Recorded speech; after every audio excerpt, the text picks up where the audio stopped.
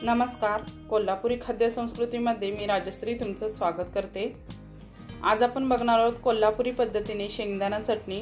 तर तुम्ही प्रवासात घेऊन जाण्यासाठी किंवा जेवताना तोंडी लावण्यासाठी अशी चटणी नक्कीच करून बघा। झटपट होते, जास्त काही वेळ लागत नाही। तर इथे गॅसवर मी तवा गरम करायला ठेवला आणि त्याच्यामध्ये 1 वाटी शेंगदाणे घातले। शेंगदाणे चांगले खरपूस भाजून घेतले। आता आपण गॅस बंद करूया आणि शेंगदाणे एका ताटामध्ये काढून घेऊया थंड करण्यासाठी।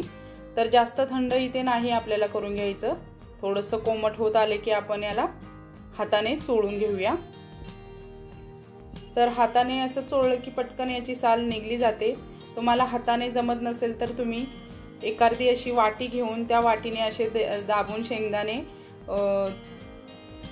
दाबून घेतले तरी ते 2 भाग होतात आणि त्याची साल पण निघली जाते। तर आता याची आपण साल काढून घेतलेली आहे। तर आपण आता याला एका मिक्सरच्या भांड्यामध्ये काढून घेऊया। तर शेंगदाणे इथे मी मिक्सरच्या भांड्यामध्ये काढून घेतले। त्याच्यानंतर 7-8 लसूण पाकळ्या घातल्या, अर्धा चमचा जिरे घातले, 1.5 चमचा लाल तिखट, पाव चमचा हळद आणि चवीनुसार मीठ घातलं। आता आपण याला मिक्सर मध्ये बारीक वाटून घेऊया।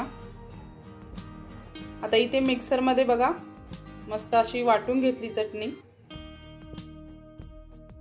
आता आपण एका प्लेट मध्ये काढून घेऊया।